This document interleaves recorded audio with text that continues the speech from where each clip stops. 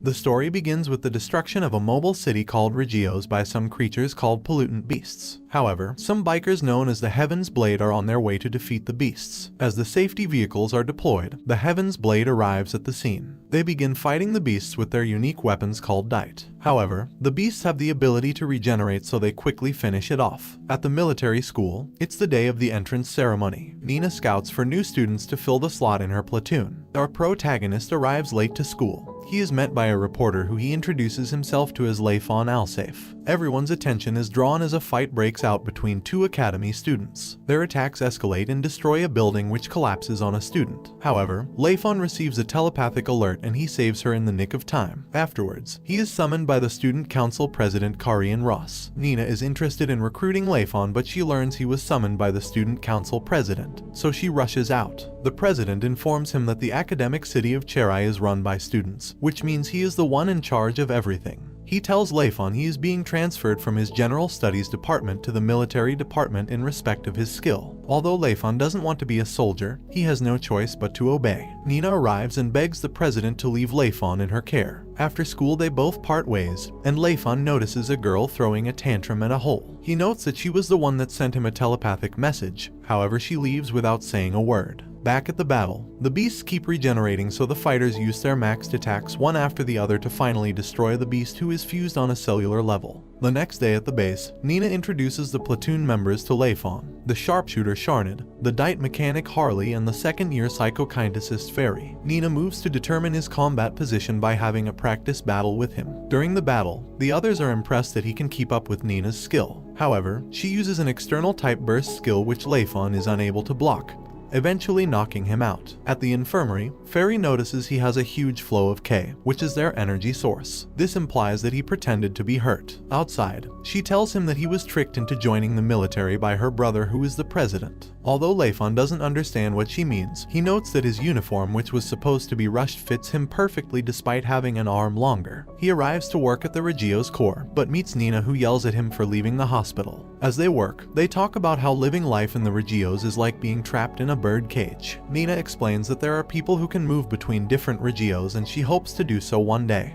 The next day, Layfon is tired before the inter-platoon match even begins. Nina is mocked for leading a weak platoon. However, she motivates her comrades so they can move up the leaderboard. As the battle begins, Nina explains that they have to either eliminate all the enemies or capture their flag. They are engaged by the enemy, but Nina defeats one easily. However, Layfon seems to be struggling to keep up. The president tells Commander Vance that Layfon is hiding his true ability. The entire group is uncoordinated, so Nina is cornered by enemies and put down. However, Layfon comes to her aid, but the enemy gang up on him and toss him over a cliff. Nina faces the remaining enemies alone but can hardly keep up. She uses the last of her strength to launch an attack that is easily evaded. The enemy commander launches a barrage of attacks on her, but she doesn't give up. Fairy is able to convey her feelings to Layfon, so he charges at the enemies, revealing an advanced color of K. He then defeats the enemy commander and claims their flag. Lilin, a childhood friend of Layfon, attends a management school in Grandel. One day, she meets a girl and suddenly begins to cry. The girl, who notices something strange about her, introduces herself as Sinola and makes a move on her. After the match, Layfon is totally ignored by Nina and Fairy. The president commends him on his performance. He adds that he expected nothing less from a Heaven's Blade wielder who are only 12 in the Regios. Layfon tells him that he no longer has a Heaven's Blade before walking away. During maintenance, Nina reveals she is angry because he intentionally lost to her during their mock battle. So, Layfon explains that his hometown called Grandel was constantly attracting pollutant beasts. He explains that during that time the only path to survival was fighting. However, he wants to take a different path this time around. At that moment, an alarm is sounded and Nina runs, saying Zuellni, the city's consciousness, which is a fairy, had stopped working.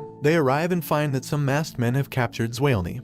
Another student is also there who transports everyone present to another space, apart from Layfon. Once there, they begin fighting. Nina is told to stand by, but she attacks the fairy thieves instead. An enemy's mask falls off, revealing it to be faceless. As Nina looks at it, she is affected by its ghost, and in turn the other student uses a special burst of K to end the battle. He immediately wipes the memories of Nina, who then falls unconscious. Harley explains that Nina once confronted a man who wanted to sell a baby fairy. Although she succeeded in freeing the fairy, the man let her fall to her death. However, she is saved at death's door by a bigger fairy who exchanged its life for hers. Outside, Layfon is dragged by Miffin the reporter and Naruki. They introduce him to their friend called Michi, who thanks him for saving her at the entrance ceremony. After a tournament at Layfon's hometown called Grandel, the queen refuses to give Layfon's Heaven's Blade to the winner as the custom demands. Inside, she meets the real queen who she has been filling in for. The real queen has been living her life as an ordinary girl called Sinola. She begs the queen to return to her duties, but she reveals she has found someone she wishes to pay close attention to for a while. At the base, it is time for training, but Fairy is absent, so Nina dismisses everyone. Sharned invites Layfon on a date. At the restaurant, they find Fairy working as a waiter, so Sharned laughs his guts out. This makes Fairy upset because he was the one that suggested she works at the restaurant. They spy on her, waiting to capture her super rare smile. However, she scares the customers with her stern looks, so the manager tells her to smile more. She tries practicing, but she is unable to smile even when she tries. Sharned tells him that she is unable to express emotions because of the strain her psychic powers put on her brain. So the manager gives up on making her smile and changes her outfit to something hot. With this, she charms the customers without having to smile. After noticing her brother came to the restaurant, she stops working. Once outside, she uses her power on the camera and even burns the memory card. At the park, she finds that Miffin's group is doing a part-time job, so she offers to join.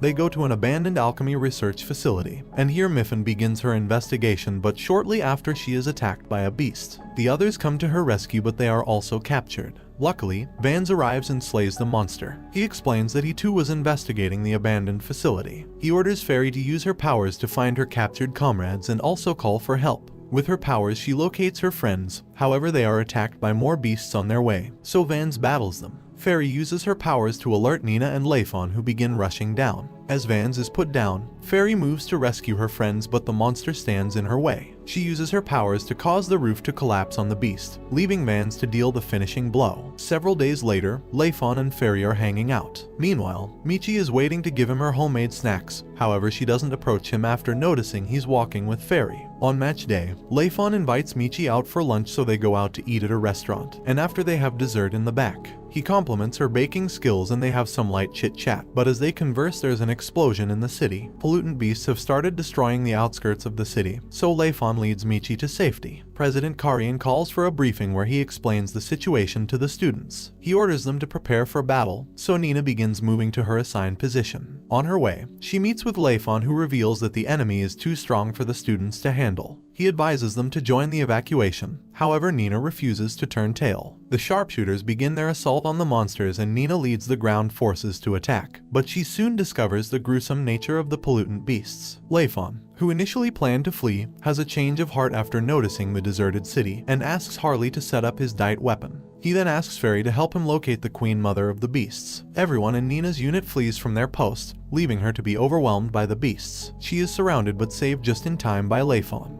He tells Nina to flee, stating he can kill the beasts at will. With Fairy's direction, Layfon goes outside to locate the queen mother. He ends up finding his resolve and slays it. Some days later, Michi goes to Layfon's base to give him a letter she stole, but at the entrance, she is questioned by Fairy, who makes her nervous, so she runs away, leaving the letter behind. Fairy goes inside to prepare for training, but Nina arrives saying the training session is cancelled. She immediately heads out, much to the surprise of everyone. Fairy reveals that her brother wanted to see Layfon, so she invites him home. At her house, she tries cooking but is terrible at it, so Layfon helps out in the kitchen. After dinner, Karian shows Layfon a photo of a pollutant beast at its larva stage. He tells him Zuellni, their city, is heading for where its location is. He explains that they need his strength to survive the trying times. At home, Layfon finds Naruki waiting for him. She tells him that her supervisor wants him to work with the police, and her application for the job also rests on his response. Upon hearing this, Layfon asks that she give him some time to think about it. The next day, Layfon is seen training, and so is Nina. She seems to secretly be in competition with him.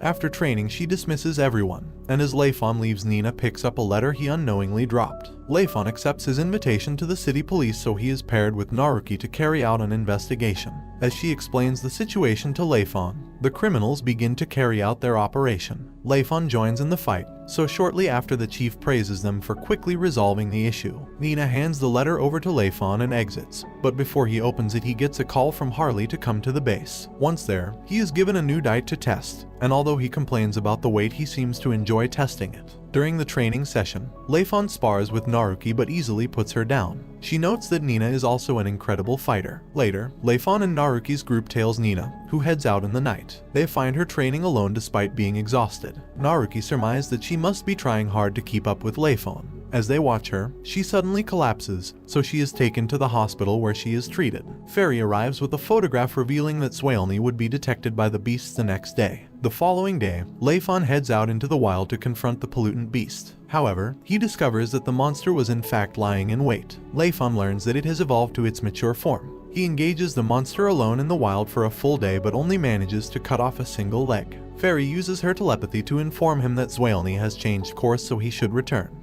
However, he tells her the beast can easily catch up to them if it wants to, so he continues battling it alone. Shortly after, his platoon members arrive to provide support. Nina hatches a plan where she would use herself as bait. They put the plan in motion and succeed in trapping the beast in a canyon and eventually defeating it. At Graden, Lilin reads a letter she received from Layfon, but she's interrupted by a man. However, before he could introduce himself, they are both transported to the roof. Here, she discovers the two men are Heaven's Blade wielders called Savaris and Lintes. In Zuellni, the 17th platoon is having a match. Layfon is confronted by Gornio, who is hailed as the strongest attacker in the city. Karian reveals that Gornio is the brother of Savaris, who was once Layfon's partner. The battle begins with Gornio using his K to control rock projectiles. However, Layfon breaks through all his attacks. Another enemy, called Shanti, dashes in to attack Layfon, but he blows her away easily. He creates multiple clones of himself, and as they try to locate the real him, the match ends because their flag has been captured. Later, Karian summons Nina, Layfon, and Gornio. He reveals that Zuellni is approaching a city that was attacked by pollutant beasts. The two combined platoons head out into the wild. They arrive at the destroyed city, so Layfon takes point in securing their entry point. Inside the city, they notice corpses of inactive pollutant beasts. Nina recognizes the city as her previous enemy during an inter-Regios match. She rushes to the tower where she finds their flag. However, Layfon tags along. There they are attacked by Gornio and Shanti. He reveals that Layfon was expelled from Grand after he was caught participating in an underground match. Later, Gornio reveals that he has a grudge against Layfon because he incapacitated a friend of his, called Jared, in order to hide his illegal activities. He requests that Nina makes sure he doesn't have to work with Layfon.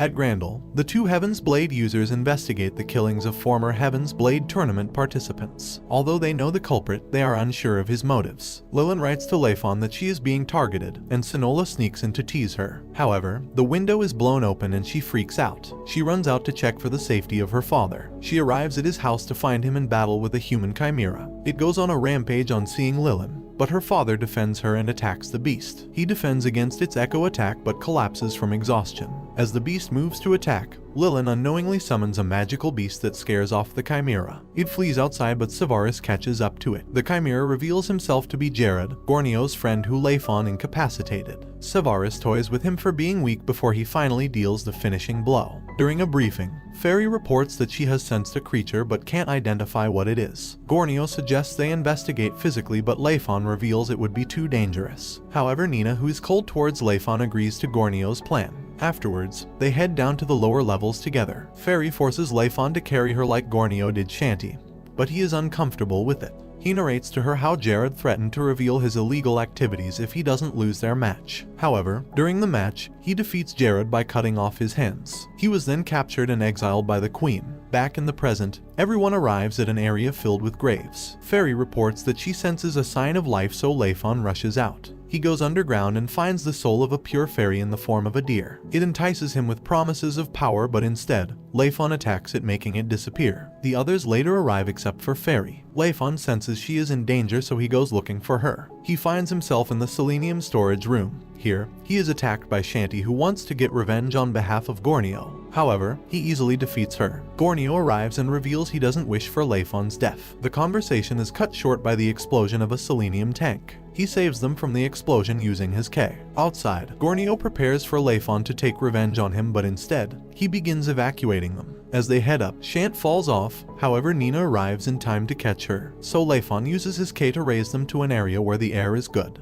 After the battle, Karian forces Ferry to visit the pool against her wish, and they are joined by her platoon members shortly after. Later, Nina tries to teach her to swim, but she is distracted by watching Layfon tutor Michi. The next day, Layfon is asked to tutor Ferry, but as they practice, Karian gets suspicious. Later, Layfon is summoned by some ladies who take him inside a bunker where he finds Karian waiting. He questions him him about his relationship with Fairy. He reveals that he would go past any mile to punish him if he hurts his sister. At the bath, the girls are taken hostage by a group of robbers. However, Fairy uses her psychic powers to locate their Dites, and so they are able to subdue the enemies. As Nina and her comrades have dinner in the restaurant, they are approached by Dean, who is the captain of Sharnid's former squad, the 10th Platoon. He praises Sharnid for improving his skill, but promises to destroy him during the next inter-platoon match to prove that he didn't leave any void to fill when he left. After they leave, Layfon receives an emergency call from the police. He arrives at the scene to find someone overdosed on a banned enhancer. Shortly after, Layfon confronts a mysterious enemy who uses a katana. As he escapes, Layfon goes after him. Nina is also alerted by the battle, so she heads out, and on her way she is confronted by an archer who doesn't want her to aid Layfon. Layfon catches up with the enemy. After a few exchanges, he notices he is from Grand. The enemy introduces himself as Haya Salavan, a member of the Salavan mercenary gang. He tells Layfon that both of them were trained by the same master, so he needs him to show his real strength. As they continue the battle, Layfon's Dite breaks. However, he is able to defeat the enemy by blasting off K. Afterwards, his archer ally comes to his rescue and flees with him.